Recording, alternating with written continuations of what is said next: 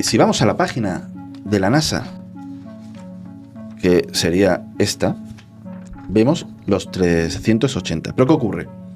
Que esta fecha la modificaron. Descubrimos que se descubrió realmente en 1955. JJ Benítez. En otra investigación de JJ Benítez, que es esta, que es con el número pi, usando también la cábala, con el número pi, descubrió, o él cree haber descubierto, que en el año 2027 se producirían dos catástrofes.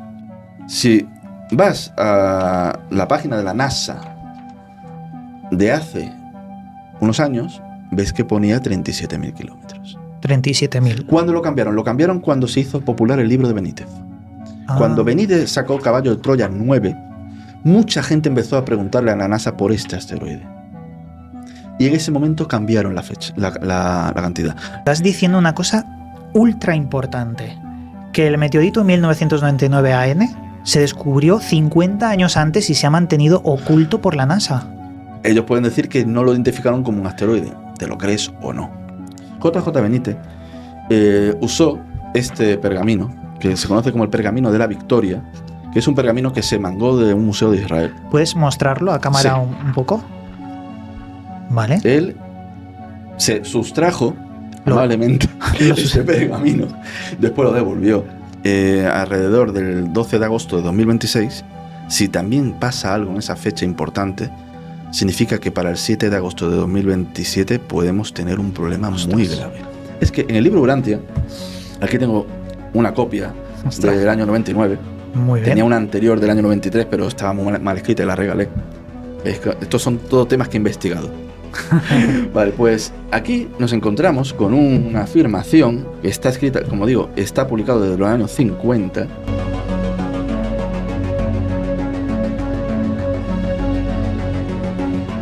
Hola a todos y bienvenidos a Gran Misterio Podcast. Hoy tenemos un videoprograma que llevaba mucho tiempo esperando, porque vamos a intentar concatenar una serie de eventos que desde hace mucho tiempo han ocurrido y que nos indican de que algo va a ocurrir en el 2027 y en adelante. Para poder hablar de este tema, tenemos a nuestro gran amigo Alejandro Merino. ¿Qué tal estás, amigo? Muchas gracias, Iván, y saludos a toda la concurrencia, estén donde estén. Y nada, pues encantado de estar aquí contigo, por fin con buen sonido. Sí. Y espero pues que la gente le guste y se entretenga. Claro, porque hace muy poco tiempo estuvimos haciendo un programa sobre las zonas azules, pero hubo problemas de sonido y al final, pues mira, hoy lo hacemos con el sonido perfecto. Y muchísimas gracias por invitarme. Bueno, ya nos conocemos de hace muchos años, aunque, claro, pasan tiempo sin hablar y demás, pero esa amistad que está ahí, yo creo que hace mucho tiempo conectamos porque había muchos temas que nos suscitaban el mismo interés y uno de ellos era este tema, las investigaciones sobre qué es lo que va a ocurrir en el 2027. Porque tú llevas mucho tiempo siguiendo de cerca ese hipotético evento y me gustaría, antes de empezar, que nos dieras tus métodos de contacto y después de ello que nos hicieras una breve presentación sobre ¿qué es este tema? ¿Por qué algo va a ocurrir? ¿Cómo podemos tener una certeza al respecto? Bueno, pues yo tengo un pequeño canal, muy pequeñito, modesto, que lo abandono de vez en cuando y vuelvo, que se llama El Árbol Rojo, EA. Hago investigaciones de que tienen que ver con el misterio, que tienen que ver con la historia de las religiones, esa es mi especialidad, con la Atlántida, con distintos, también toco temas de política, temas de ciencia. Hago mis propias investigaciones, mis propios experimentos también. Y el tema certeza no hay, o al menos no la va a haber hasta el año que viene. Ahora, más adelante, pues llegaremos a ese punto de agosto de 2026. Que vale. Ahí puede ser donde podamos ver una certeza de lo que pueda ocurrir en el 2027. Y es un tema que esta es una fecha, el 7 de agosto de 2027, que a mí me vino, ya digamos que la marqué en rojo sobre el año 2004, 2005, pero que realmente me puso en alerta a partir del año 2015, 2016. A partir de una serie de investigaciones yo colaboraba en unos programas de radio y en otros podcasts, y hubo un seguidor que me pidió que por mi forma de trabajar, mi metodología, yo siempre parto desde que todo es falso hasta que no se demuestre. Muy bien. O sea, esa es la forma en la que yo trabajo. pues, que intentase pues, ver todo el tema de las profecías apocalípticas, que hiciese una investigación. La tomé como algo que podía ser interesante y lo que descubrí me puso un poco en alerta. Pero en principio no era más que eso, era una curiosidad. Me daban 3 fechas, digamos, que podían ser, pero ocurrió un acontecimiento en el año 2020 que dije, ¿y si el inicio de una cuenta atrás que yo tenía marcado fuese este evento? A partir de ahí, pues hice una serie de cuentas, que ahora la explicaremos, y me dio una fecha. Esa fecha después la amplié un poquito más, unos meses, y la fecha que di era una fecha en la que se tenía que producir un ataque del mundo musulmán a Israel. Y estas fechas pues yo las di en distintos programas de internet, en Misterio Infinito Perú, también en el programa de Tomás Klaus. O sea que tú esto lo comentaste antes de que sucediera. Sí, sobre 2021 o 2022 lo estuve comentando. Está grabado. Está grabado, está en internet. ¿Y qué ocurre? Y después de mis propios foros, yo también tengo un canal de Telegram, tengo una página de Facebook, pues ahí también lo he comentado, incluso puse una cuenta atrás, en Facebook y eso. ¿Y qué ocurre? Que se produjeron los ataques a Israel el año pasado. Uh-huh. Y en cuanto ocurrió, pues empezaron a llegarme mensajes que acepté porque es que fue la fecha en la que dije. Uh-huh. Y a partir de ese momento, pues ya sí me puse un poco nervioso. Todavía no demasiado, porque pienso que puede ser una casualidad, pero es verdad que ya sí me puse un poco nervioso. Pero ¿qué pasa? Que si esa cuenta que me dio ese resultado con anterioridad se cumple alrededor del 12 de agosto de 2026, si también pasa algo en esa fecha importante, significa que para el 7 de agosto de 2027 podemos tener un problema muy grave.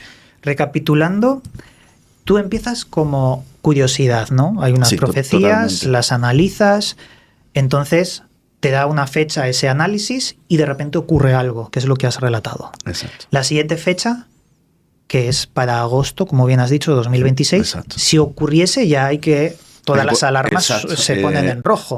Si ocurriese algo es cuando se pondría alarma todo. O sea, tendría que ser algo importante. No estamos hablando de una cosita, de un atentado pequeñito. No, tendría que ser ya algo importante. Algo que desencadenase una guerra mundial. Una guerra mundial. O algo similar, claro. O sea, un atentado de un personaje muy, muy importante, el ataque a una ciudad muy importante, el inicio de hostilidades entre ya varios países. O sea, algo grave. Algo realmente Pero grave. En esta temática también está entrelazada con algo del espacio, meteoritos. Sí. Antes de llegar ahí, vamos a analizar el principio. ¿Cuál es esa primera cuenta y por qué el estudio de las profecías te llevó a esa primera fecha que resultó ser cierta?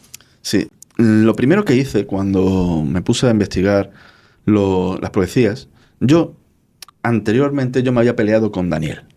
Estaba hablando del profeta Daniel del libro de la Biblia. Vale. Y me había peleado, ¿por qué? Porque en una época en la que yo era agnóstico, yo he pasado etapas de ateo, agnóstico, deísta y teísta, que es lo que soy ahora.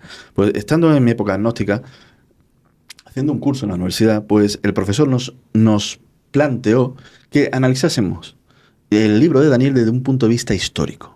Vale. Lo que nos encontramos, mis compañeros y yo, era algo que no tenía sentido. O sea, hay una serie de profecías en Daniel, las primeras de ellas, pues no se puede saber muy bien qué son la de la bestia, la de Nabucodonosor, o sea, la de la estatua, ese tipo de profecías, ahí están. Pero después aparece una profecía que habla de un carnero, que es muy concreta. Vamos a ver, las profecías hay que entender que sí pueden ser históricas, pero tienen que cumplir 3 condiciones. Tienen que ser claras, tienen que ser concretas y tienen que cumplirse. Si una profecía cumple esas 3 cosas, pues podemos decir que es histórica. Si no. Es decir, que tiene que ser clara. No puede ser simbólica, que pueda tener muchas interpretaciones. Por ejemplo, las profecías de Nostradamus no pueden ser históricas porque pueden atribuirse a muchos sucesos. ¿Vale? Debe ser concreta. Por ejemplo, si Albert Pike dice que el volcán Etna va a entrar en erupción cuando es un volcán que entra cada ciertas décadas, pues sentido. Tampoco es concreta porque estaba claro que se iba a cumplir. Y tiene que cumplirse. Mientras no se cumpla, no significa que una profecía sea falsa, pero es incierta. Si da una fecha y no se ha cumplido, pues podemos descartarla como falsa. Claro, porque ahí también entraría aquella hipótesis de si de verdad existen profetas, quizás no interpretan bien el mensaje y lo que dan o ponen sobre escrito no se cumple porque no han sabido interpretarlo. O no pudieron por la circunstancia en la que estaban. Por ejemplo, Nostradamus, si hubiese sido concreto en sus profecías, habría sido ejecutado por la sociedad en la que estaba viviendo en ese momento. Es verdad. O sea, eso hay que tenerlo en cuenta también. Bien, pues con Daniel nos encontramos con el problema de que existen ciertas profecías que hablan de la historia de Grecia. O sea, y además te lo dice de forma concreta. Este carnero pues, se refiere al imperio de Media y de Persia. Después está el reino de Grecia. El cuerno que aparece es el rey primero. Y todo lo que aparece, ese cuerno primero, sería Alejandro Magno. Fue quebrado, iría a sus descendientes, que a sus descendientes se dividirían 4, pero no serían sus descendientes. Y todo eso ocurre. Entonces, entre el capítulo 8 y el capítulo 11 de Daniel, se relata la historia de Grecia, pero punto por punto. O sea, es una cosa absolutamente increíble. No de Grecia, sino de toda aquella zona. Porque el imperio de Alejandro se dividió en 4. Lisímaco, Seleuco, Ptolomeo y Antípatro, creo que era. Y bueno, entonces toda esa historia está marcada punto por punto. ¿Qué ocurre? Que la respuesta lógica, racional, es que se escribió después. O sea, cuando tú vas a una enciclopedia, según si es de ideología creyente o atea, pues te vas a encontrar que Daniel es del siglo VI o es del siglo II antes de Cristo. Vale. ¿Qué ocurre? Que existen pruebas que demuestran que no pudo ser. Y me explico el porqué. Primero, si tú ves a autores antiguos, te sitúan el libro de Daniel como escrito o modificado a finales del siglo I. Eso tiene un motivo. Pero ¿qué ocurre? Que a mediados de la mitad del siglo pasado se encontraron los manuscritos de Qumran. Ahí aparecieron 8 libros de Daniel.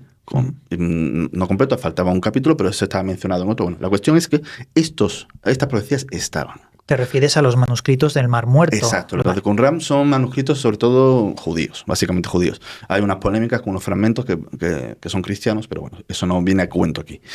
La cuestión es que los libros de Daniel ya no podían ser del final del siglo I. ¿Por qué? Porque estos textos, primero, no podían ser de más del año 70, porque fue cuando fue la guerra, del 66, sino que además fueron datados por Carbono 14 en el siglo II antes de Cristo. Algunos del siglo I antes de Cristo y otros del siglo II. Entonces ya se puso una fecha. Hay una cuestión ahí. Cuando datan cosas como manuscritos con Carbono 14, ¿hasta qué punto es exacto? Muy exacto. Claro, está la degradación cuando es orgánico, sí. Pero ¿tú crees que es exacto al 100%? En unos textos que han estado enterrados, básicamente sí. Vale. El problema es cuando ha estado, por ejemplo, un tapiz que ha estado en un castillo y ha estado manipulado, lavado, la gente lo ha tocado con aceites, entonces ahí puede haber fallos. Y puede haber fallos enormes. De hecho, hay un investigador que se llama William Meckham, que es el mejor investigador occidental de todo lo que es Asia, que hizo un estudio sobre la fiabilidad del carbono 14 y solo es fiable realmente en un 33% de los casos. O sea, después hay otro 30% que da fallos más o menos y otro 30% que directamente lo puedes coger y tirar. Sí, o sea, sí. Pero en un caso como este, que son documentos que han estado enterrados y no se han tocado, pues ahí es muy fiable. El problema del carbono 14 es que tienes que destruir una porción. Entonces, para los papiros muy pequeñitos no se puede usar. Pero en caso de un libro grande que no pasa nada si coges un pedazo, pues sí. Entonces, los libros de Daniel se dataron con una fecha de error de unos 20 años. O sea, vale, muy está preciso, bien, muy está preciso. bien. Hoy en día hay otros sistemas de rayos X y son mejores, porque no tienen que destruir. Vale, pues nos encontramos que tenemos pues a unos historiadores, digamos, de un sector crítico que dicen que es del final de la época seleuca, de los seleucidas. ¿Qué ocurre? Que tenemos pruebas de que no puede ser. Primero, ya hay autores que dicen que al menos parte del libro de Daniel, por su estructura, no puede ser de esa fecha. Los primeros capítulos los sitúan en el siglo VI, que es imposible, como Philip Davis, por ejemplo, es un historiador muy reconocido del sector crítico, que dice que no puede ser. Pero donde están las profecías, sí, porque si no sería aceptar que son auténticas. Pero ¿qué ocurre? Que tenemos distintas pruebas que nos dicen que esto sí es antiguo. Por ejemplo, de Flavio Josefo, tenemos una mención en Antigüedades Judías, en el capítulo 10 y 11, que le dedica a Daniel, que habla que le entregaron en Jerusalén a Alejandro Magno una copia. Vale. Eso significa que lo reconocieron como el rey primero de Grecia. Eso es una prueba. Después tenemos la prueba de que los propios esenios de Qumran pues tenían los libros.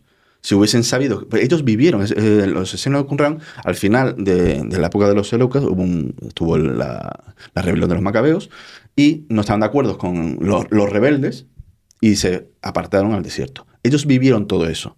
Si hubiese sido falso, no hubiesen aceptado esos libros. Pero la prueba mayor es la última de las profecías de las que vamos a tratar, que es la profecía de las 70 semanas. La profecía de las 70 semanas dice que habría una fecha en la que se reconstruiría lo que es la ciudad de Jerusalén, que desde la orden de la reconstrucción de la ciudad hasta la llegada del Mesías tenían que pasar 70 setenas. Se traduce como semana, pero la palabra en hebreo realmente es un periodo de 7, o sea, una setena. Vale. Todo el mundo entiende que son años, porque es imposible construir una ciudad en 1,3 años. O sea, hasta los propios judíos consideran que son años. ¿Qué pasa? La fecha de la reconstrucción de la ciudad, la tenemos en el libro de Esdras, que dice en el 7º año del rey Artajerjes se hizo la orden.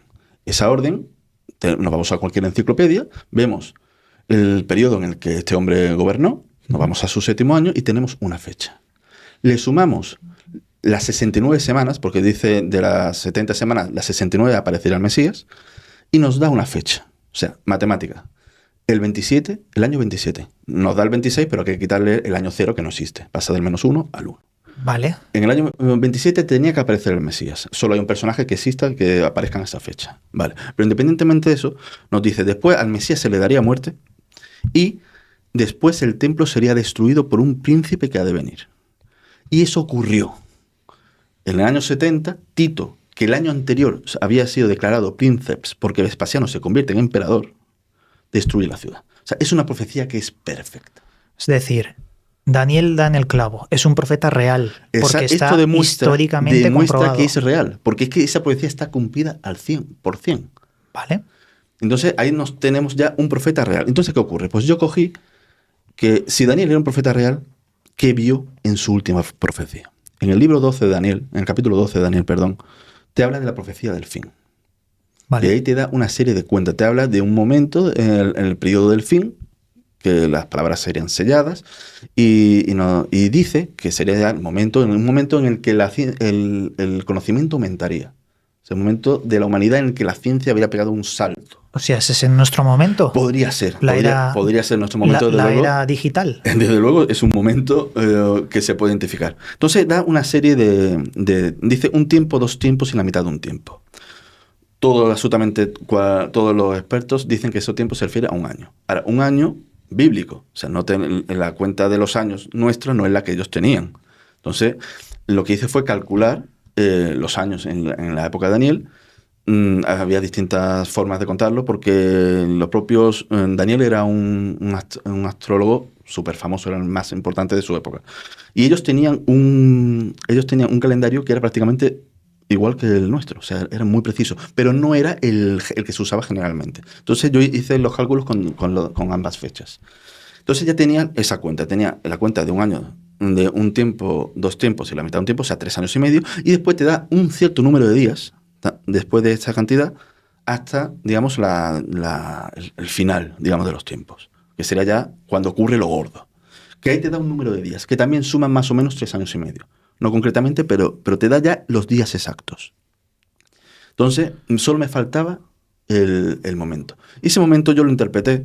Hice una serie de seguimientos, por ejemplo, siguiendo las profecías dobles, que es que lo que ocurrió en su momento tenía que ocurrir de nuevo. Entonces, una de las cosas sorprendentes de las profecías del fin de los tiempos, cuando hablamos tanto de la escatología judía como de la cristiana, es el regreso de los judíos a Tierra Santa, un hecho que ocurrió este siglo y que era algo del todo improbable.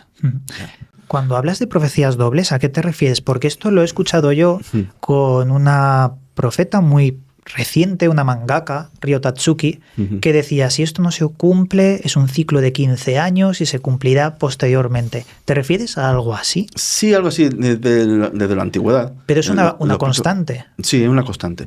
Desde la antigüedad se dice que muchas de las profecías, pasa claro, ya te lo crees o no, eso ya es cosa tuya, son dobles. Por ejemplo, la profecía cristiana de la destrucción del templo Y no ocurrirá, no pasa una generación hasta que todo esto ocurra.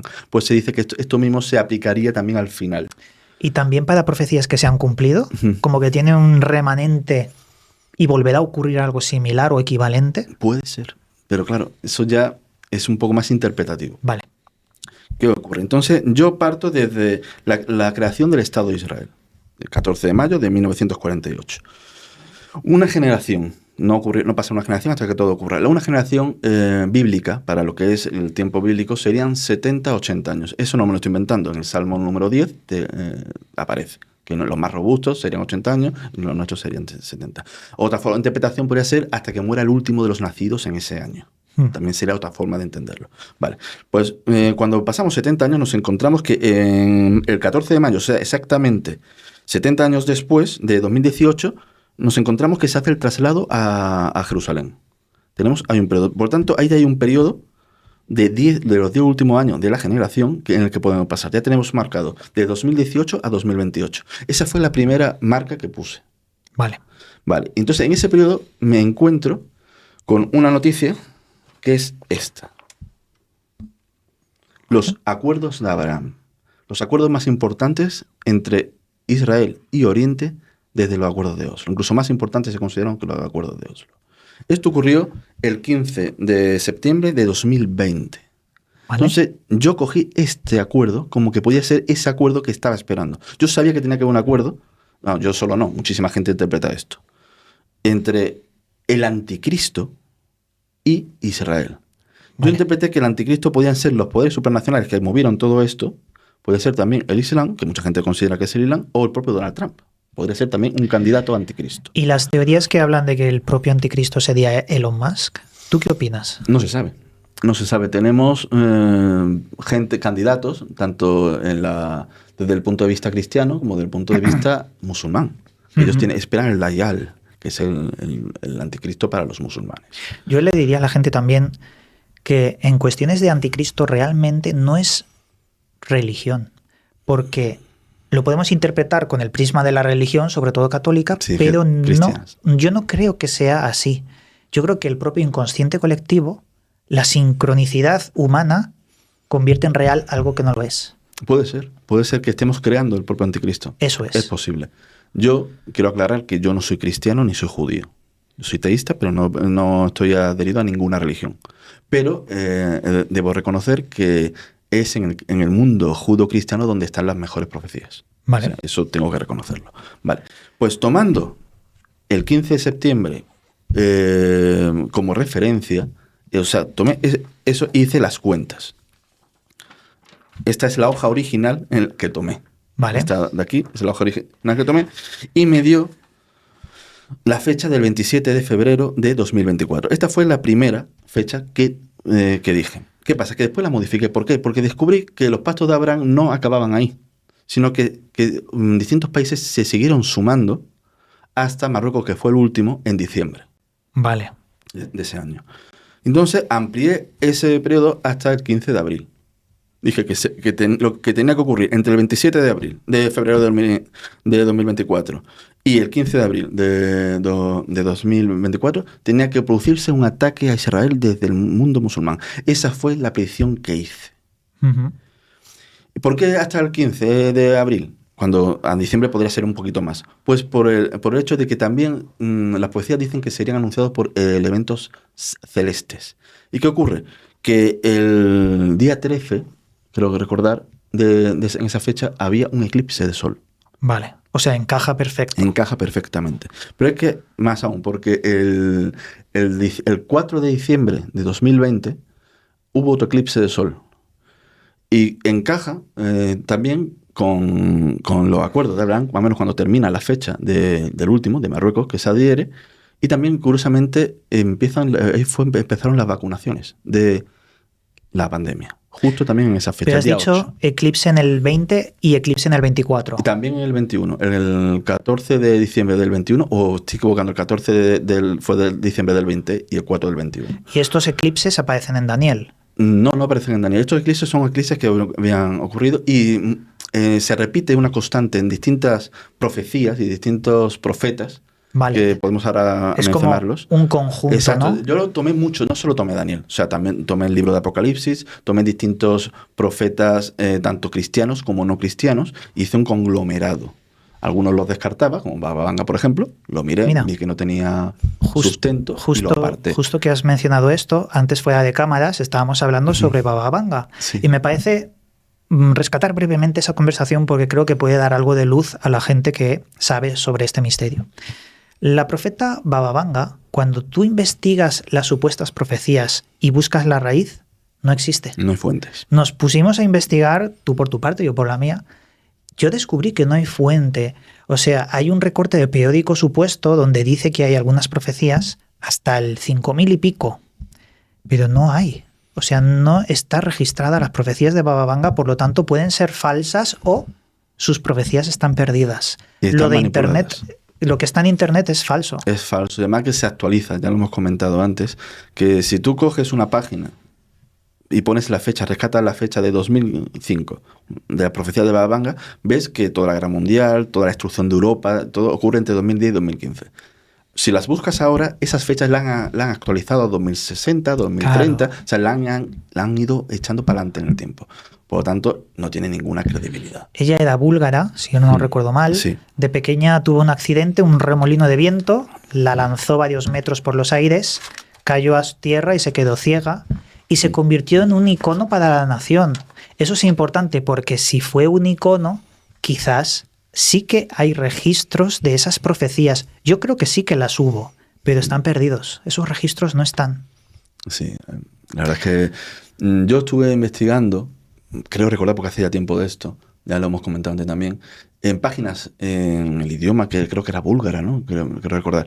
En búlgaro, y encontré algunas profecías, pero que tenían que ver solo con su país. Y había que, usando el Google Traductor, pues iba viéndolo.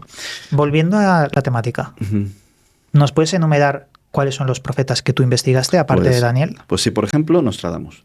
Nostradamus está muy vilipendiado, pero hay que ver que no siempre fue así. Antiguamente, las profecías de Nostradamus eran investigadas por reyes, por políticos, por militares, porque tenían mucha credibilidad. Nostradamus tuvo un desprestigio absoluto cuando hay una de sus cuartetas que se traducía como en el año 1999 y 7 meses, vendrá un gran rey del terror. Y todo el mundo dio por sentado que en el año 1999, en julio o septiembre, pues ocurriría algo. Cuando pasó esa fecha y no pasó nada, se desmintió y entonces tuvo un descrédito total. Y ese descrédito se ha sumado a muchísimas páginas que de forma malintencionada todos los años, sin excepción, te dicen las profecías de Nostradamus para este año, cuando sí. Nostradamus no decía, no daba años. A la prensa que le gusta jugar. Entonces está desprestigiado totalmente, pero Nostradamus no siempre fue así. Por ejemplo, este libro que muestro aquí, este libro se llama Mysterium von Song und Soul, del doctor Kritzinger. Fue escrito en 1922. Pues este libro fue leído por el matrimonio Goebbels, un encanto, estoy siendo sarcástico por si alguien se lo toma en serio, porque en ese libro el autor, investigando una de las profecías de Nostradamus, adelantó que habría una guerra en el año 1939 entre Alemania, Francia e Inglaterra a causa de Polonia. Pero exacto. Exacto. Esto lo leyó en este libro la señora Goebbels, se lo dijo a su marido y lo usaron en la propaganda nazi. Vale. O sea, estamos viendo que una buena interpretación de una profecía dio un acierto perfecto. Sí. Es cierto que muchas de las profecías de Nostradamus es que es imposible saber a qué se refieren. La gente dice, la mayoría no se han cumplido. No lo sabemos. Claro. Que no sabemos a qué se está refiriendo. Pero la de Nostradamus la tuve en cuenta y especialmente tuve en cuenta precisamente la de AN 1999. ¿Por qué? Pues muy sencillo, porque yo fue de las personas que tuve cierta curiosidad cuando pasó esa fecha. Cuando pasó, pues dije, pues nada, otra cosa como lo de Efecto 2000. Yo siempre he sido muy descreído con todos estos finales del mundo. Pero ¿qué ocurre? Que en el año 2004, lo que comenté antes, me encontré con una noticia que es esta. Esta noticia que dice que un astrónomo de Melbourne, en el año 1999, había descubierto un meteorito que pasaría muy, muy cerca de la Tierra. Y fue bautizado como el AN 1999-10. Cuando yo leí esta noticia, me vino a la cabeza, me vino como un flash la profecía. Y no solo eso, sino porque cuando lees la profecía en francés, no dice el AN 1999, dice el AN. Ostras, eso es fuertísimo. Lo que dice Nostradamus en francés, invito a cualquiera que lo compruebe, sí, es Le An 1999 y 7 meses. Y nos encontramos con esto, pero es que va más allá. Este meteorito pasará el 7 de agosto del año 2027. ¿Qué ocurre? No es septiembre, no es julio, no es el mes 7, pero es que Nostradamus estaba en el calendario gregoriano.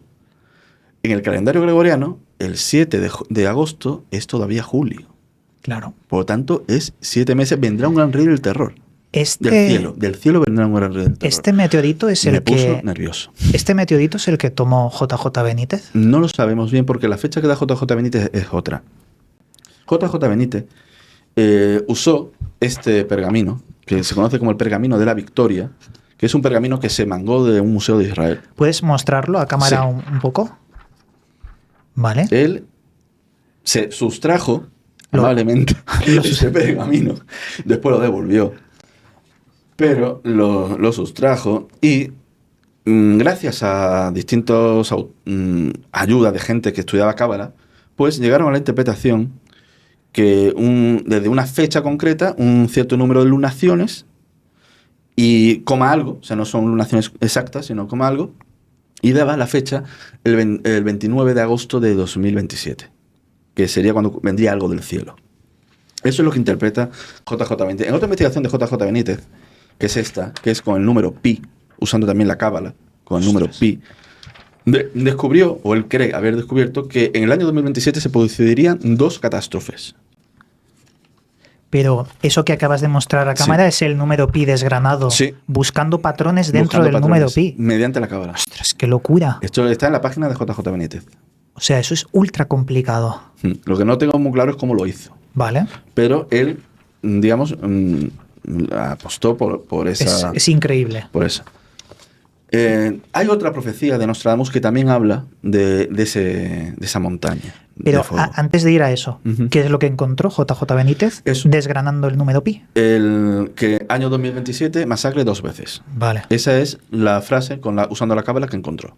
Encontró muchísimas más cosas, pero para ese año encontró eso.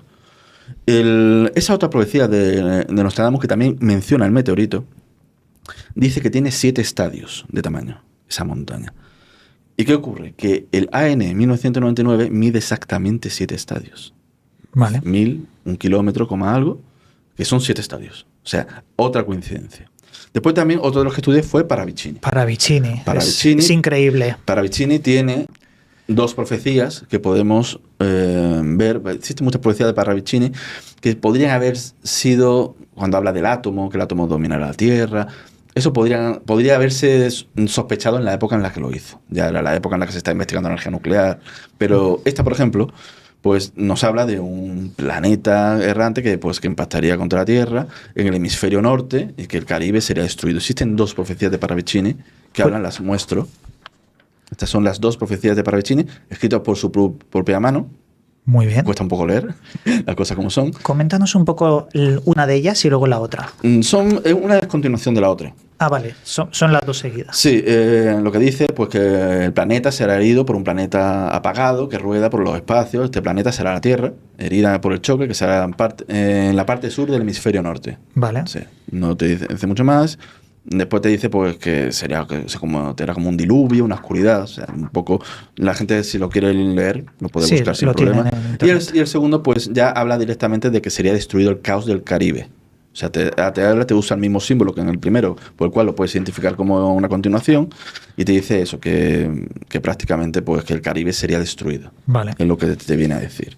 Y entonces tú lo relacionas con AN 1999. Puedo relacionarlo porque, desde luego, sobre todo el de Nostradamus, pues es una relación muy evidente por el nombre. Hay gente que ha relacionado, desde hace mucho tiempo, a Gog de JJ Benítez, AN 1999, con Apophis. ¿Tú crees que hay alguna relación o son dos objetos independientes? Porque también se sitúa en fechas parecidas. Pero Benítez da una fecha muy concreta. Sí. Y esa fecha se podría modificar solo de un motivo. Pero Apophis pasa el 13 de marzo de 2029. O sea, no encaja. Pero, ¿por qué digo que se puede modificar la fecha de Benítez? Pues muy sencillo.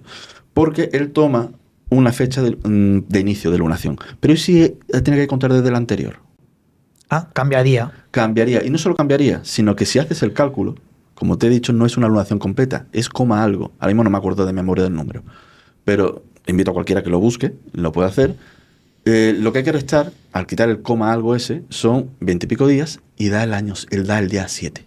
Exactamente el día 7. Explícanos a la audiencia qué es esto de lunación, para que se una entienda. lunación es lo que es un periodo de 28 días, 28, algo. Calendario de 13 meses. Exacto. Es el tiempo que tarda la luna en dar una vuelta completa a la Tierra.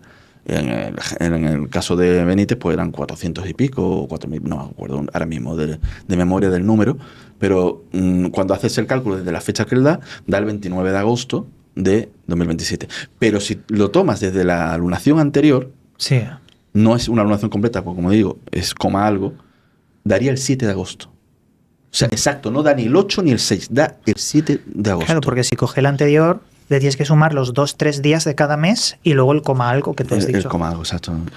No son los 28 días completos porque no es una lunación completa, sino que al quitar el coma algo ese, son 22 días lo que resta. Vale, entonces, sale el día 7. ¿podemos moverlo hacia Apophis? No, tendría que ser ese por fuerza. O sea, si esta profecía se refiere a eso, siempre que la profecía sea correcta. Vale. Obviamente. ¿Qué ocurre? Que si la fecha que di de Daniel es correcta, esa siguiente cuenta, puse primero la de un tiempo, 2 tiempos y a mitad de un tiempo. Y eso me dio el ataque a Israel por el mundo musulmán. Si continuamos la fecha, nos lleva a que ya el final de todo ocurriría justo el primer día de la fiesta de los tabernáculos del 2027, vale, que es creo que el 9 o el 10 de octubre. Por tanto, muy cerca de la fecha del 7 de agosto. Si esta investigación tuya la llevo a mi terreno, sí, cuando yo investigué en profundidad The Economist y las portadas de The Economist, descubrí que en las 3 últimas anuales, las que ocurren en diciembre, aquellas que se llaman The World In o The World Ahead, hay un patrón también dirigido hacia los astros. La última portada de The Economist, que hace referencia a nuestro año, también es un calendario de 13. Sí, es un reloj. Es un reloj, pero de calendario lunar de 28. Y el mes que hace 13, que será las últimas semanas de diciembre, hay algo relacionado con el Sol y con las estrellas. Y yo sospecho que la mitad de diciembre, que sería el mes 13 lunar, va a ocurrir un evento espacial o quizás algún descubrimiento, algo importante. Puede ser. Porque las últimas 3 portadas, como he dicho, van encaminadas a dirigirnos hacia mirar el espacio porque hay un peligro. Lo que hay que ver qué portada sacan en 2027. Uy, esa es la que hay que analizar. Importantísima. Sé que muchos habrán ido rápidamente a buscar el meteorito y verán que en la página de la NASA dice que va a pasar a 380.000 kilómetros y que no hay ningún peligro. Eso es lo que vas a encontrar si vas a la página de la NASA. Pero esto no siempre fue así. El cálculo eran 37.000 kilómetros. De hecho, y si vamos a la página de la NASA, que sería esta, vemos los 380. ¿Pero qué ocurre? Que esta fecha la modificaron. Ellos pueden decir que lo modificaron porque se hicieron nuevos cálculos. Pero este meteorito, que fue descubierto en 1999, resulta que cuando entramos en la propia página de la NASA, en las características del meteorito, descubrimos que se descubrió realmente en 1955. Muestra lo mejor. No lo vas a poder ver, pero te lo enseño a ti. Se mostró 4 años antes. No, 4 no. en el 55. Ah, había entendido. Vale, ostras, 55. Por lo que los militares lo sabían. Uf. Cosa que encaja con lo que dice Benítez. Benítez dice que ya los militares estaban pendientes de este meteorito. Solo que una persona no militar, no del sistema, un astrónomo independiente, lo descubrió en el 99. O sea, estás diciendo una cosa ultra importante. Que el meteorito 1999 AN se descubrió 50 años antes y se ha mantenido oculto por la NASA. Ellos pueden decir que no lo identificaron como un asteroide. ¿Te lo crees o no? Pero entonces han tenido 50 años para hacer todas las correcciones de órbita, para tener todos los errores pulidos. No nos pueden decir que primero 37.000 y luego 300.000. No puede ser. Ellos lo saben desde hace 50 años. Exacto. Pero no solo eso. Cuando tú ves las simulaciones de la propia NASA, ves que el punto de acercamiento a la Tierra con este asteroide, que ellos sitúan, como digo, ahora en 380.000 kilómetros, es el momento en el que están básicamente más cerca. Cuando ves la simulación, es el momento en el que están básicamente más cerca. Pero en la propia página de la NASA, el momento en el que se acerca más lo que es su órbita a la Tierra, el momento más cercano, dice que pasa a 25.900 kilómetros. 0,001731 unidades astronómicas. Eso es que esos muy son poco. 25.000. Para que la gente se haga la idea, es básicamente el doble que el diámetro de la Tierra. Sí. Básicamente el doble. Muy peligroso. Es muy cerca. Y está más cerca de la primera cantidad. Pero es que hay más. Si vas a la página de la NASA de hace unos años, ves que ponía 37.000 kilómetros. 37.000. ¿Cuándo lo cambiaron? Lo cambiaron cuando se hizo popular el libro de Benítez. Cuando Benítez sacó Caballo de Troya 9, mucha gente empezó a preguntarle a la NASA por este asteroide. Y en ese momento cambiaron la fecha, la cantidad.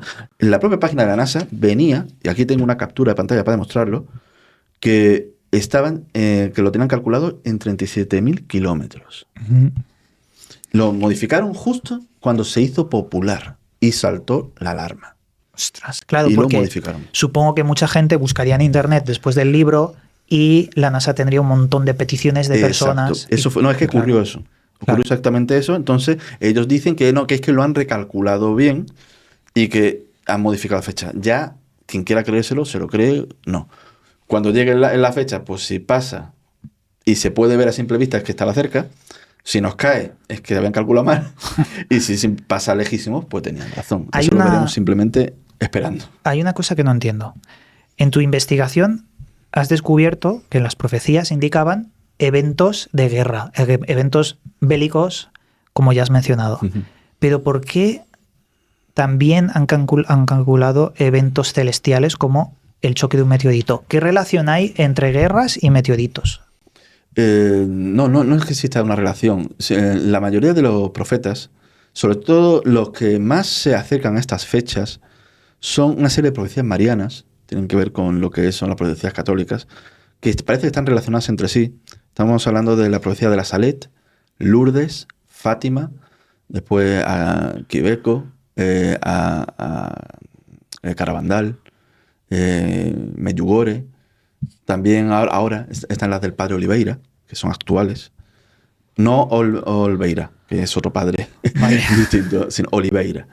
Que son este hombre, que no se llama así realmente, es un seudónimo porque no quiere salir a la luz. Es un hombre que ha estado dando profecías y ha acertado cosas. Por ejemplo, él adelantó lo que era el tema de la guerra de Ucrania, más o menos, no con exactitud, pero él tiene como una serie de visiones el día 12 de marzo de 2020, unos días antes de que nos encerraran. En esas primeras imágenes que él vio, él interpreta que iba a ser como el año perdido, que iban a encerrarnos, iban a cerrar las iglesias. Todas estas profecías tienen un lenguaje muy cristiano, eso hay que entenderlo, hay que un poco desgranar.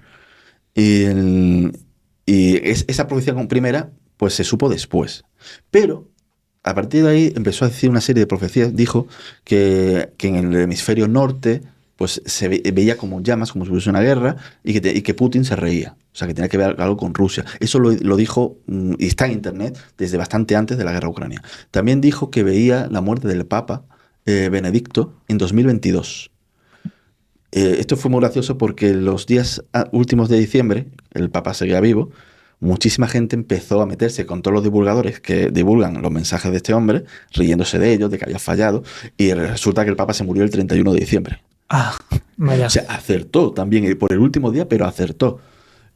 Otra también que hizo en verano de 2023, en julio de 2023, también está en internet, como digo, se puede comprobar, dijo que en octubre empezaría la escalada de los acontecimientos finales. Él pone los acontecimientos finales hasta 2029. ¿Y qué pasa? Que justo en octubre fue, el día 7 de octubre, el ataque de Hamás a Israel.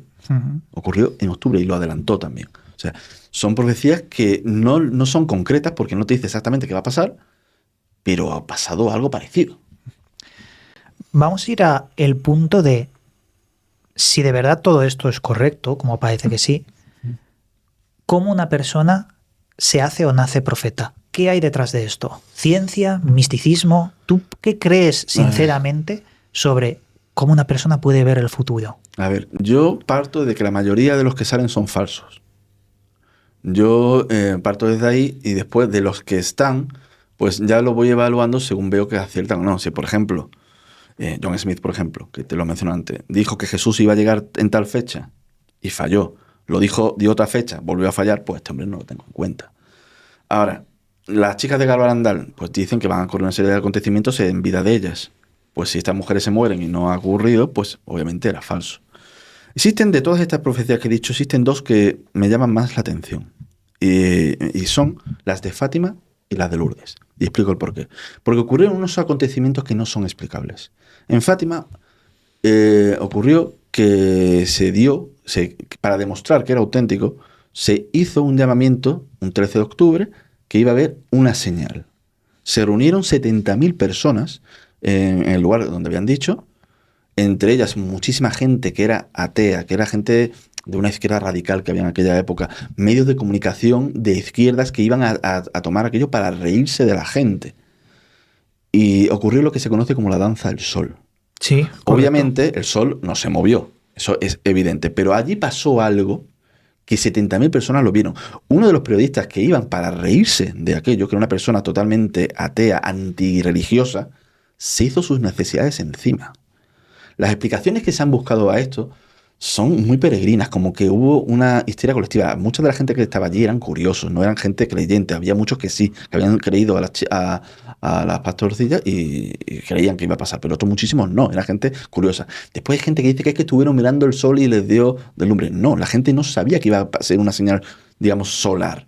La gente se esperaba una señal sin más. Por lo que es evidente que pasó algo allí. Y en Lourdes pasa otra cosa. En Lourdes pasa que existe, la gente conoce, muy de oída hoy en día, que en Lourdes existe un tema de curaciones, etcétera. Pero la gente no ha investigado aquello. Y en Internet prácticamente no hay nadie que lo haya tocado.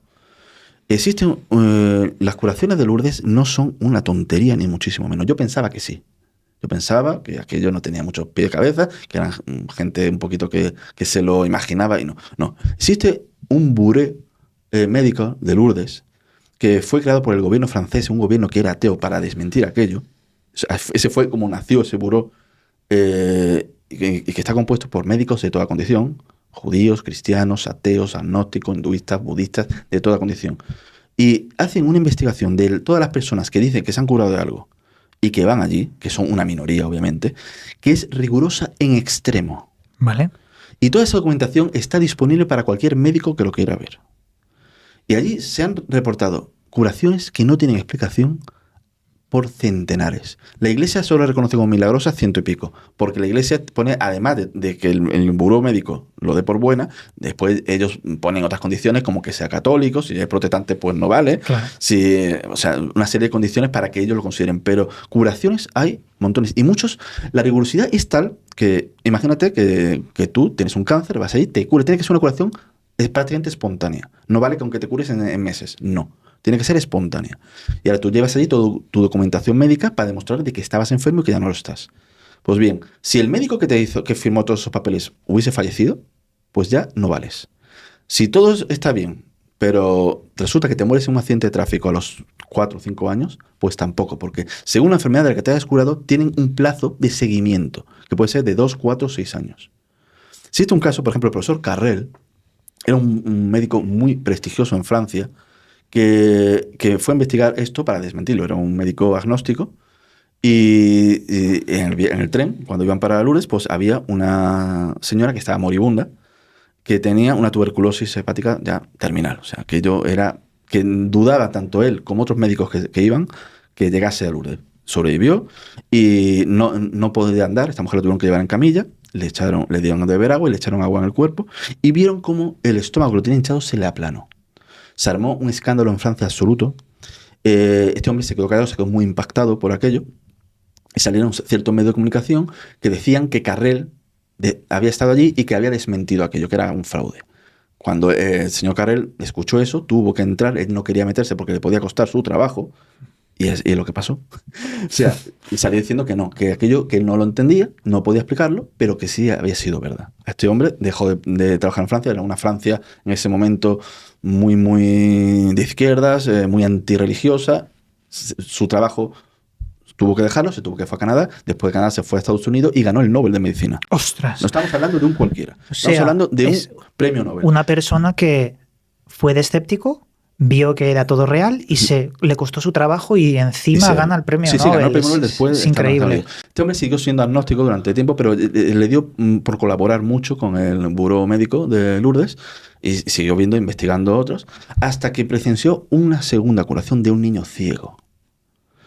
Cuando vio que ese niño, que era ciego, empezó a ver, se fue a una iglesia y se bautizó. ¡Ostras! Este es el caso del profesor Carrel. Lo que pasa en Lourdes no es normal. Y es curioso porque nadie habla de ello. Uh-huh. Nadie habla de ello. Y, como digo, no está controlado por la iglesia. Aunque ahora mismo, el director ahora mismo sí es un religioso, pero ha tenido al director de toda índole. Y, como digo, cualquier médico puede ir allí. Es verdad que ha habido algún que otro fanático que ha empezado a decir cosas sin sentido de aquello, pero el 99% de los médicos que van comprueban todo y ocurre. Hay casos de piernas que se han alargado, creciendo hueso. Marcapasos que han desaparecido curándose enfermedades del corazón. O sea, cosas que no tienen sentido. O sea, por lo tanto, las profecías de Lourdes hay que tenerlas en cuenta. Las de Fátima hay que tenerlas en cuenta. Y ahí nos hablan de fuego que cae del cielo, una serie de acontecimientos que se pueden explicar con la caída de un meteorito, fuego, inundaciones. O sea, no tenemos tiempo para entrar a analizarlas una a una, pero invito a cualquiera que las busque, las profecías de Lourdes, las profecías de Fátima. La profecía de Fátima ya sabemos que el tercer secreto se quedó ahí medio oculto, no lo llegaron a soltar, pero las de Lourdes están publicadas desde hace muchísimo. Las de la Salet, exactamente igual. Invito a cualquiera que las busque y se va a quedar muy, muy sorprendido. Hay muchos temas que están saliendo aquí que merecen su videoprograma. Cada como uno, por ejemplo, en Las Niñas de Fátima, yo tengo un recorte de prensa de 2 semanas antes del primer avistamiento, donde la prensa en Fátima estaba registrando vecinos que se quejaban de luces extrañas que revoloteaban alrededor de las casas. O sea, unos acontecimientos previos paranormal ufológicos están muy después ligados. De lo que ocurrió. El tema de las apariciones marianas, siempre cuando tú los lees es desde una perspectiva muy católica, pero revisando muchas veces lo que están explicando los videntes que tienen estas apariciones, muchas veces te encuentras que están muy ligados con el tema de la ufología. Eso es así. En el caso, por ejemplo, de Queveco, que se adelantó las masacres de Ruanda del año 94, estas son unas profecías que estaban, de hecho, de los 7 que vieron, muchos murieron. Claro. En esa época. Eso se adelantó, o sea, se adelantó 12 años antes que iba a ocurrir una desgracia terrible en Ruanda. Es que, claro, si el mecanismo que desencadena que una persona vea el futuro o lo que sea, hay muchas hipótesis. Una que sea el inconsciente colectivo, otra que sea la sincronicidad humana, otra que sea que realmente haya una inteligencia ulterior que toca los hilos, entraría también la ufología. Pero no queremos desviarnos en este programa hacia el qué, sino el por qué. Y yo sé que tienes también investigaciones relacionadas con todo esto sobre una supernova. Coméntanos un poco, porque esto también creo que es importante. Fue parte de la investigación que hice. Hay un libro que es bastante conocido, pero conocido de nombre y realmente muy poca gente realmente ha llegado a estudiarlo, que es el libro de Urantia. Uy, el libro de Urantia... Me acabas de recordar al año 2012 cuando estaba leyendo ese libro. El libro de Urantia es un libro que es muy complejo de leer. Yo la primera vez que accedí a él lo dejé, además que me encontré con un libro que decía que era mentira, que eran copias, no sé qué. Me quería que el libro... Es muy difícil de leer. Y lo dejé, pero después ocurrió que estando con una investigación de la Atlántida, que no tiene nada que ver con esto, me encontré con una información sobre la creación del Mediterráneo y eso, que a mí me sonaba haberlo leído en algún sitio. Y me acordé que lo había leído ahí. Y digo yo, un descubrimiento de los años 90 estaban en un libro publicado en los años 50, que es escrito en los años 30. No tenía sentido. Entonces le presté más atención. Y el libro de Urantia, hay que decir que nació de varios sueños. O sea, no está muy claro, no está muy claro la interpretación. No está muy claro el proceso en el que aparecen esos escritos. La cuestión es que una de las cosas que dice el libro Urantia, porque el libro Urantia evita todo el tema escatológico. Lo evita. Pero, por ejemplo, te dice que el libro de Juan, no el Evangelio, sino el Apocalipsis, te dice que el que nos ha llegado está mutilado, está también modificado cierto algo, pero que es real. Y entonces, claro, si el libro de Urantia tuviese alguna credibilidad, pues tendría que tener en cuenta el libro de Juan, aunque esté mutilado. Bueno, pues una de las pruebas, que hay unas cosas que son imposibles de vaticinar, es que en el libro de Urantia, aquí tengo una copia del año 99. Muy bien. Tenía una anterior del año 93, pero estaba muy mal escrita y la regalé. ¿Veis? Estos son todos temas que he investigado. Vale, pues aquí nos encontramos con una afirmación que está escrita, como digo, está publicado desde los años 50 en inglés. Cualquiera lo puede buscar.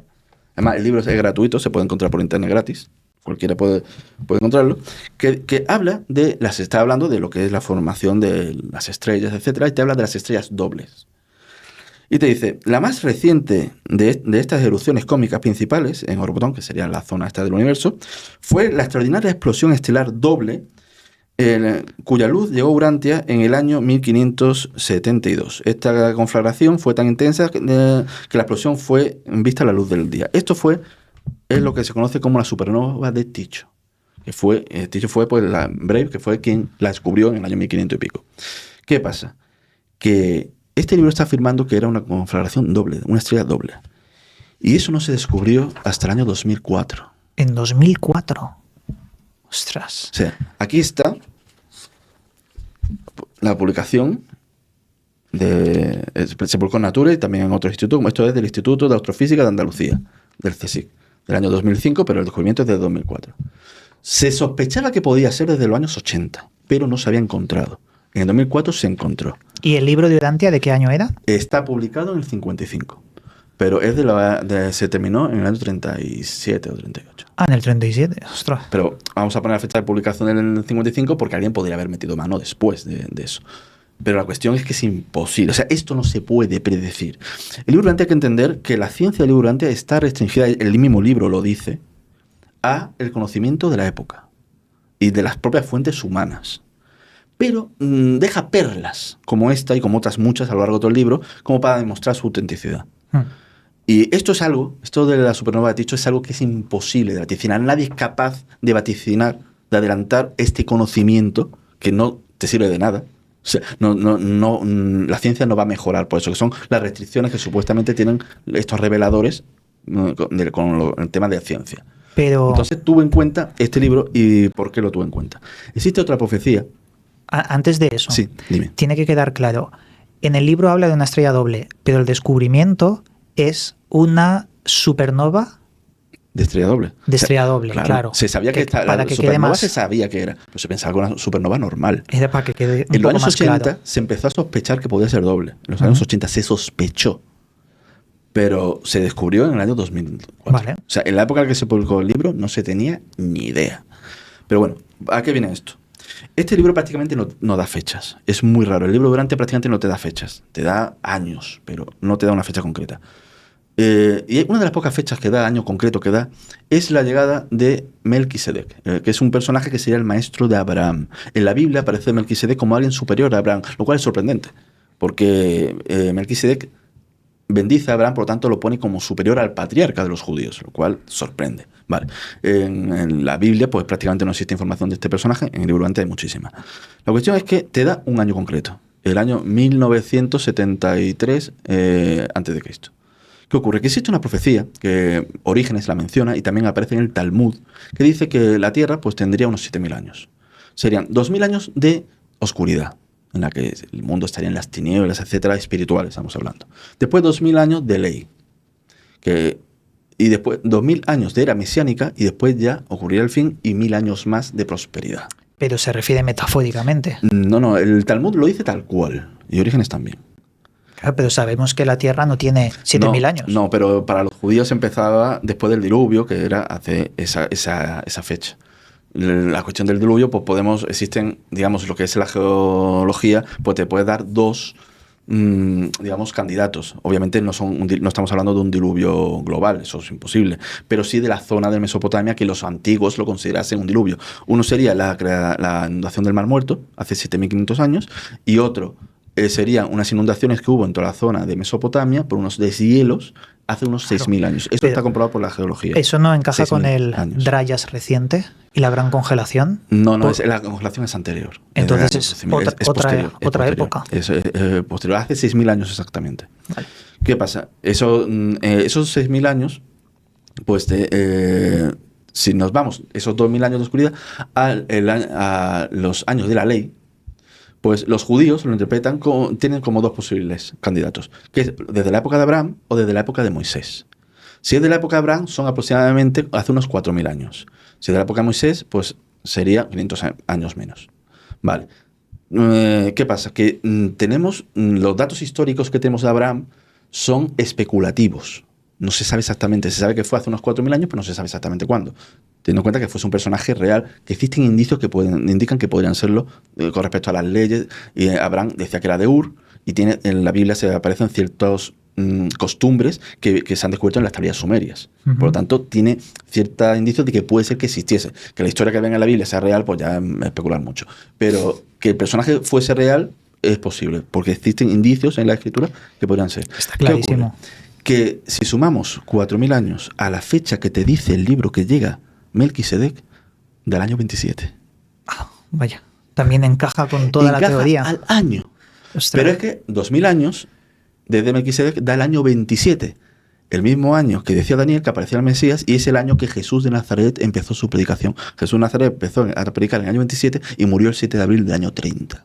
O sea, encaja tanto con la aparición de Jesús de Nazaret como con el año 27 de Nazaret. Ostras, como ocurra algo en el 27, o sea, mucha gente va a venir a este vídeo a revisar todo este remolino de información. Es que es impresionante. O sea, volvemos al 27. Si esta profecía, si pasa el 27 y no pasa nada, pues obviamente la profecía de los 7.000 años pues es falsa. Hay que situar, porque si las profecías que aparecen en el libro de Urantia o las que tú has podido no es interpretar... Una profecía, es una interpretación de una profecía del Talmud. Vale. En base a un dato del libro Urantia. Vale. Entonces tenemos que saber si el libro de Urantia, cómo ha surgido. Porque yo tenía entendido que venía de una forma de sueños o de canalización de los sueños. Eso se ha dicho, pero se ha dicho por libros que han intentado desmentirlo. Vale. ¿De dónde viene el libro de Urantia? El libro de Urantia hay un grupo, hubo una persona que se llama Sandler que se dedicaba a desmentir a gente que decía que eran adivinos, que tenían contactados y eso. Entonces le hablaron de una persona y fue a verla para desmentirla, y lo que pensó es que podía ser que fuese real, y las conversaciones que tenía con esa persona pues parecían reales. Entonces empezó a contactar a más gente especializada en distintos temas y se formó un grupo. Y a partir de una serie de preguntas empezaron a aparecer los documentos, aparecían los documentos. Eso que se dice de que una organización no es verdad. No es al menos lo que dice la Fundación Urantia, que son, digamos, los herederos de aquellos contactos. Al final fue un grupo de 420 personas los que estuvieron de un modo u otro relacionados con ellos. Este libro, que intentó desmentirlo, está muy denostado, está muy mal hecho. Existe una falta de honestidad intelectual enorme en el autor. Yo me puse a investigarlo a fondo y descubres mentiras. A empezar, del libro Urantia prácticamente a un 5 o un 10% del libro. Se intenta atacar a los distintos personajes que rodearon el libro. O sea, no es un buen libro, ¿verdad? Que lo desmiente. Yo invito a que la gente investigue si es capaz por sí mismo el propio libro, porque es muy difícil de leer. Pues muy difícil fíjate que yo lo tenía fuera de foco. Pues yo llevo muchos años, poquito a poco, investigando distintas cosas que dice, y la verdad es que es un libro impresionante. O sea, yo lo tengo muy en cuenta. Y eso, y entonces pues esa información pues coincide con esta profecía. Si pasa el 27 y no pasa nada, pues esta profecía del Talmud pues simplemente no es cierta y ya está, no es otra cosa. ¿Qué va a ocurrir? Yo pienso que no. Pero como digo, si el 26 de agosto, el 13 de agosto de 2026 ocurre algo, ya le explico el por qué. Entonces sí me asustaría. ¿Por qué? Porque, como hemos dicho antes, todos estos acontecimientos de esta cuenta están regidos, en parte, coinciden con ciertos eclipses. El ataque a Israel ocurrió 5 días antes de un eclipse de marzo de 2024. Lo de Abraham, lo mismo. 5 días antes también de un eclipse. Vale, pues tenemos un eclipse en 2027. Ostras. ¿Cuándo? El día 2 de agosto. O sea, 5 días antes, ostras. Y entonces, claro, viendo esas perspectivas, que coincide siempre uno de estos acontecimientos, otro de ellos fue en 2023 que coincide con el inicio de la guerra de Sudán, de la guerra civil de Sudán. Si estos acontecimientos han venido predecidos por distintos eclipses de sol totales, pues el anterior es el 12 o 13 de agosto de 2026. Por eso digo que como ocurra algo en esas fechas, 5 días antes, 5 días después, más o menos, es cuando me voy a asustar realmente. O sea, yo estoy tranquilo hasta el año que viene. Vale. Si en agosto de 2026, en esas fechas, pasa algo gordo o empieza algo gordo, es cuando realmente me asusto. Mientras, estoy tranquilo y aconsejo que la gente que esté tranquila. ¿Qué es para ti que ocurra algo gordo? ¿Guerras o algo nivel meteorito? El meteorito en principio esperemos que no. Sería para el siguiente. El anterior sería para el siguiente.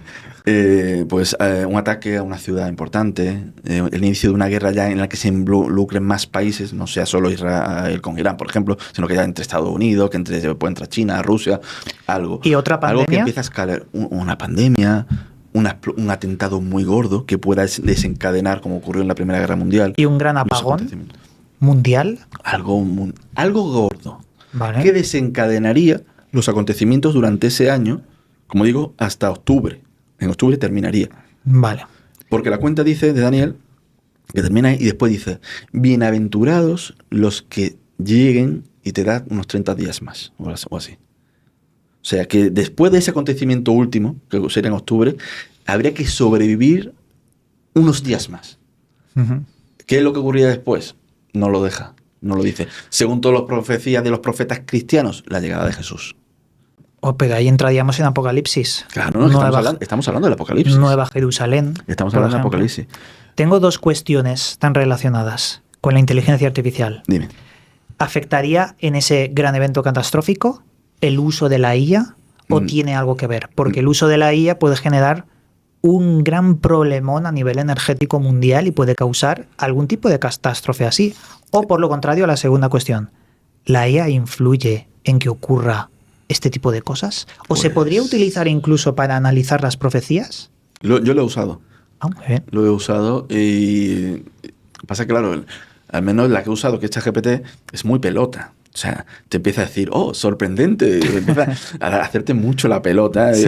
Pero es verdad que le he pedido, también a DeepSeek, lo he hecho, que intente buscar fallos a todo esto que estoy exponiendo y no lo encuentra. O sea, te acaba diciendo que es verdad que todas estas casualidades parecen indicar que podrían salir de de lo normal. Eso me lo ha reconocido tanto el DeepSeek como ChatGPT. Me reconoce que son muchas casualidades que indican que podría ocurrir algo, pero no te indican más. ¿Que pueda ser desencadenante de algo? Pues puede ser, es algo Skynet, ¿no? El que las naciones empiecen a darle más poder a la inteligencia artificial. Yo creo que la inteligencia artificial está avanzando a una velocidad que es increíble. La cuestión es si le damos el poder de decisión, si mejora o no lo que tenemos. ¿Por qué? Porque peor que nosotros no lo puede hacer. No, es verdad, es cierto. Es verdad. Vemos a los políticos que nos gobiernan y que enchufen ya Skynet a ver si mejora.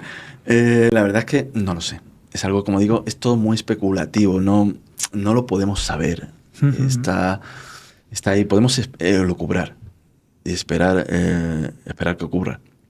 Existe una curiosidad que una de las profecías de Nostradamus, que habla del meteorito, cuando acudes a la aritmomancia, ¿A qué cosa? a la numerología, vale, y coges el número cuarteta y le haces la reducción por aritmomancia, te da que es el número 8. El 8 es el 8 de la profecía. Pues el 8 es el número de la trompeta, de lo que se considera el meteorito en el Apocalipsis de Juan. En la montaña de fuego. No estoy hablando de Ajenjo. La descripción de Ajenjo yo creo que encaja más con una explosión nuclear. Un estallido que envenena. Sí. Para un ojo de una persona del siglo I está clarísimo. sería más lógico. Pero la montaña de fuego solo se puede explicar como un asteroide, una montaña de fuego que cae al océano. Pues es en el capítulo 8, versículo 8. Por eso es el número 8. Coincide. Es una coincidencia.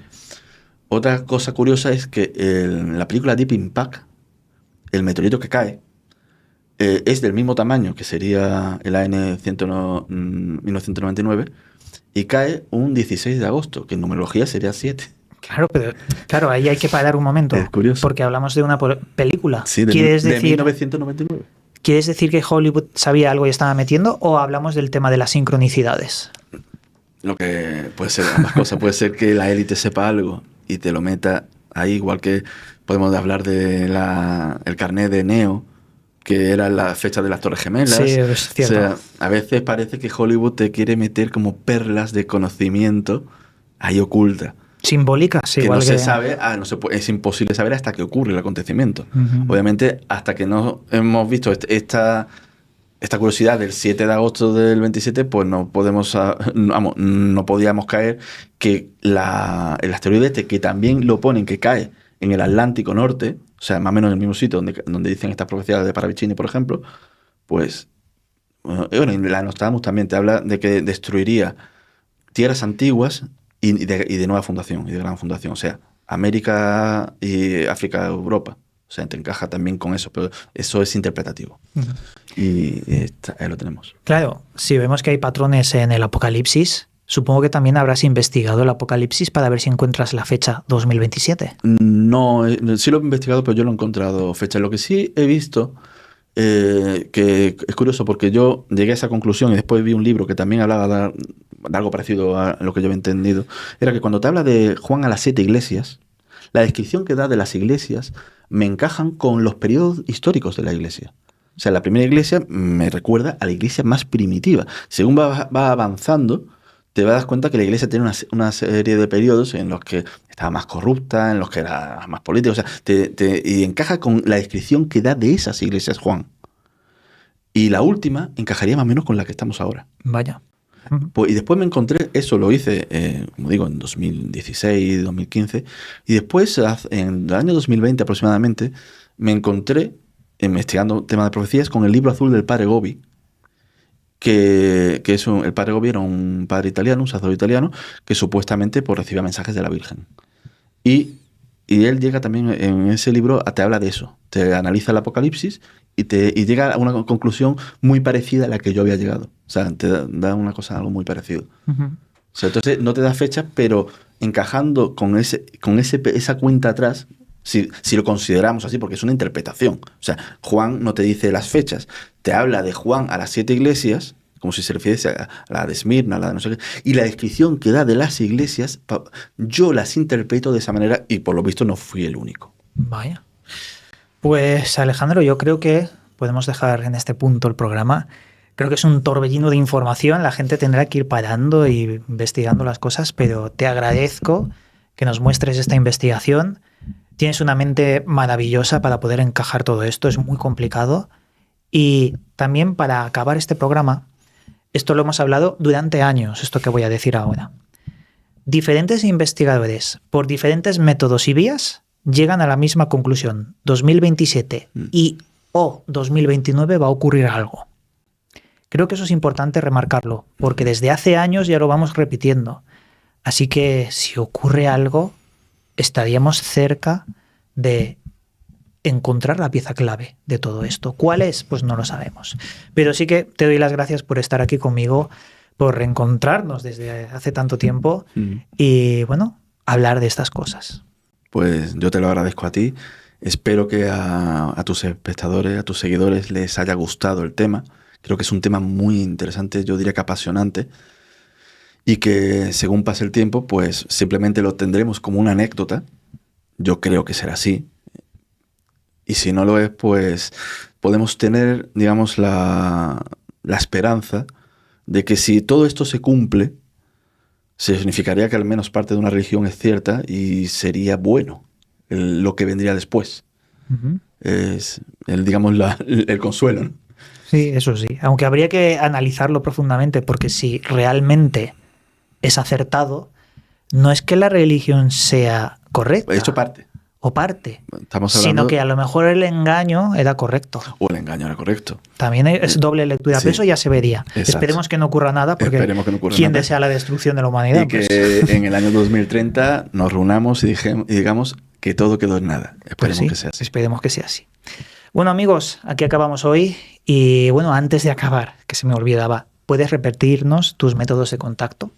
Mi canal, El Árbol Rojo, ahí podéis preguntarme, yo como un canal pequeñito, no es como el tuyo, puedo contestar perfectamente, aunque tarde días en ver los comentarios, pues ahí podéis contactarme, si no, a través de Telegram también, me podéis buscar como El Árbol Rojo y me encontráis, o Alejandro Merino, que es mi nombre, también a través de Facebook y nada, y es un placer, de verdad, espero que os haya gustado a todos.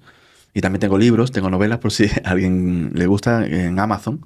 Son novelas de fantasía que no son para niños. Se llaman Amal y Venta. Tengo 3 escritos y el 4 que ya está escrito, que saldrá en breve.